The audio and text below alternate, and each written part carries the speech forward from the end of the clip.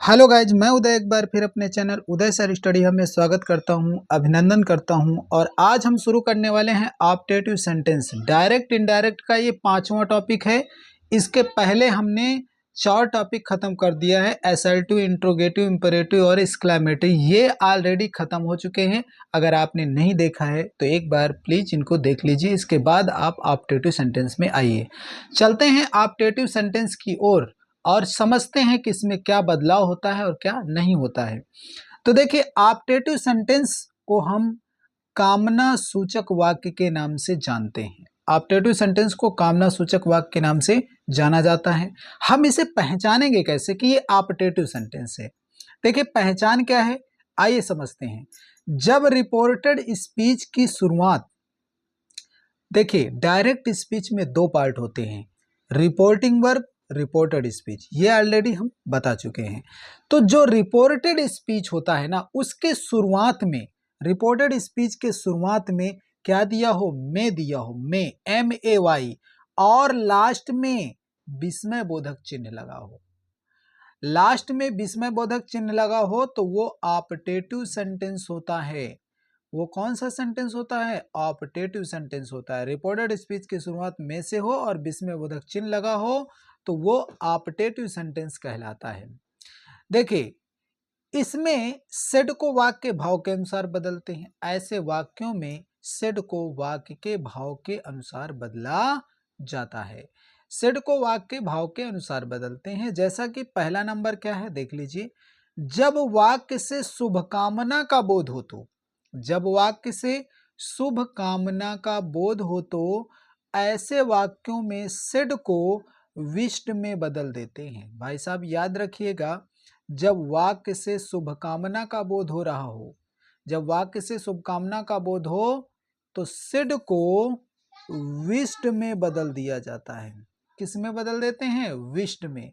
सिड को विष्ट में बदल दिया जाता है। कब, जब रिपोर्टेड स्पीच की शुरुआत में से हो और विस्मय बोधक चिन्ह लगा हो तो ऐसे वाक्यों को ऑप्टेटिव सेंटेंस कहा जाता है। और ऑप्टेटिव सेंटेंस जो होते हैं उनको वाक्य के भाव के अनुसार बदलते हैं।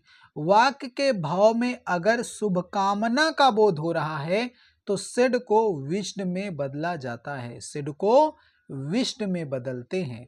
बात समझ में आ गई होगी। चलिए, दूसरा नंबर क्या है, आइए दूसरा नंबर देख लेते हैं। दूसरे नंबर में है जब वाक्य से आशीर्वाद का बोध हो। किसका बोध हो, आशीर्वाद का बोध हो। जब वाक्य से आशीर्वाद का बोध हो तो सिड को ब्लेस्ड में बदल देते हैं। सिड को काहे में बदलते हैं, ब्लेस्ड में बदल दिया जाता है। बात समझ में आई, 2 पॉइंट समझ में आ गए। अगर वाक्य से शुभकामना का बोध हो रहा है तो सिड को विष्ट में बदलेंगे। अगर वाक्य से आशीर्वाद का बोध हो रहा है तो सिड को ब्लेस्ड में बदल देंगे। सिड को किस में बदलना है, ब्लेस्ड में बदलना है। समझ में आ गई होगी बात। और देख लीजिए, नंबर तीसरा क्या है, जब वाक्य से श्राप का बोध हो तो वाक्य बनाने में सिड को कर्स्ड में बदल देते हैं। भाई साहब, अगर वाक्य से श्राप का बोध हो रहा है तो ऐसे वाक्यों में सिड को कर्स्ड में बदल दिया जाता है। सिड को कर्स्ड में बदल देते हैं। बात आपकी समझ में आ गई होगी। एक बार और समझ लीजिए, अगर वाक्य से शुभ कामना का बोध हो रहा है, शुभ कामना का, तो सिड को विष्ट में बदलते हैं। अगर वाक्य से आशीर्वाद का बोध हो रहा है तो सिड को ब्लेस्ड में बदलते हैं। ठीक है। अगर वाक्य से श्राप का बोध हो रहा है, श्राप का, तो ऐसे वाक्यों को कर्स्ड में बदला जाता है। सिड को कर्स्ड में बदल देते हैं। साथ में जो कामा इन्वर्टेड कामा होता है ना, उसके स्थान पर दैट लगाते हैं। याद रखना, कामा इन्वर्टेड कामा के स्थान पर हमें दैट का प्रयोग करना होता है। तो चलिए चलते हैं सेंटेंसों की ओर और समझते हैं सेंटेंस कैसे बनेंगे।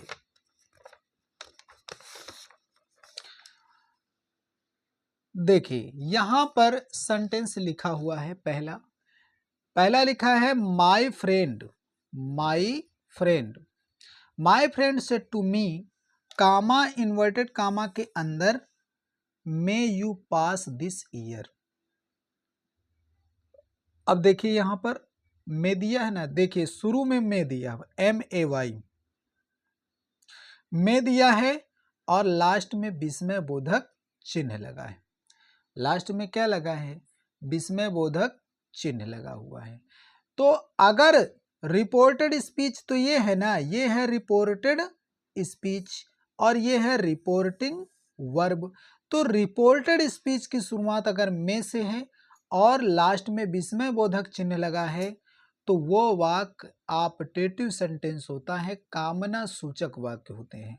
ऐसे सेंटेंसों को बनाने के लिए वाक्य के भाव का पता होना बहुत जरूरी होता है। अगर वाक्य के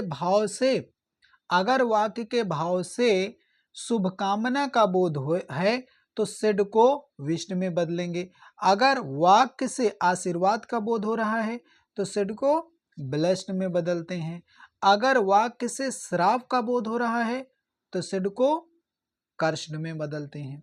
तो देखिए जरा यहाँ देखते हैं, my friend said to me, मेरे मित्र ने मुझसे कहा। तो देखिए पहली बात तो मित्र जो होता है वो हमें क्या दे सकता है? शुभकामना दे सकता है, आशीर्वाद नहीं दे सकता, क्योंकि आशीर्वाद हमसे बड़े देंगे, हमें जो हमसे उम्र में बड़ा होगा वो आशीर्वाद देगा। तो यहीं से हमें पता चल रहा है, पूरा सेंटेंस पढ़ने की जरूरत ही नहीं पड़ेगी। तो my friend said to me, मेरे मित्र ने कहा,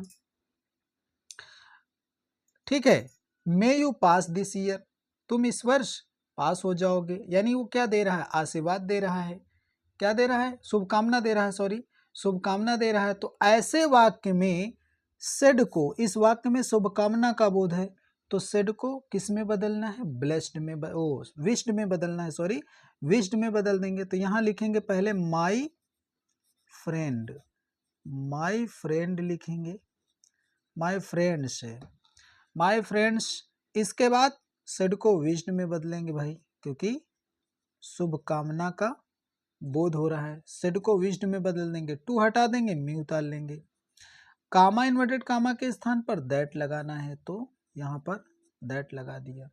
दैट लगाने के बाद अब देखिए दैट लगाया तो मे निकल के आया। अब हमें मे नहीं लगाना, हमें मे पहले नहीं लगाना है, याद रखिएगा। यू पहले लाएंगे, यू है सेकेंड पर्सन, ये आएगा मी के पास। सेकेंड पर्सन हमेशा कर्म के पास जाता है, मी के पास आएगा, मी से कहेगा अपना कर्ता दे दो, तो मी बदल जाएगा आई में, यू बदल जाएगा आई में, काहे में बदल जाएगा? आई में। यू गया मी के पास, मी से उसका कर्ता मांगा तो मी का कर्ता आई हो गया, तो यू बदल गया आई में। अब मे बदल जाएगा माइट में, मे बदलेगा माइट में, पास वैसे ही उतार लेंगे, ठीक है। दिस को दैट में बदल दिया जाएगा और ईयर वैसे ही उतार लेंगे। फुल स्टॉप, सेंटेंस आपका बन गया। तो बात समझ में आ गई होगी। चलिए अगला सेंटेंस यहां पर देखिए, लिखा है the hermit said to her. The hermit means संत होता है, असेड मीन्स कहा, हर मीन्स उसे। तो यहां पर संत जो है क्या दे रहा है? आशीर्वाद दे रहा है। भाई संत क्या देगा? आशीर्वाद ही तो देगा। कह रहा है may you get success in your life, भगवान तुम्हें तुम्हारे जीवन में सफलता दे। तो यहां पर जो है संत क्या दे रहा है? आशीर्वाद दे रहा है।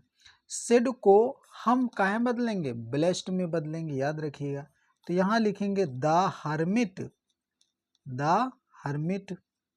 सेड को ब्लेस्ड में बदलना है, काहे में बदलना है? ब्लेस्ड में। ये लीजिए ब्लेस्ड में बदल दिया, सेड को ब्लेस्ड में बदल दिया। टू हटा देंगे, हर वैसे ही उतार लेंगे, हर वैसे ही। कामा इन्वर्टेड कामा के स्थान पर दैट लगा देंगे, दैट लगाया।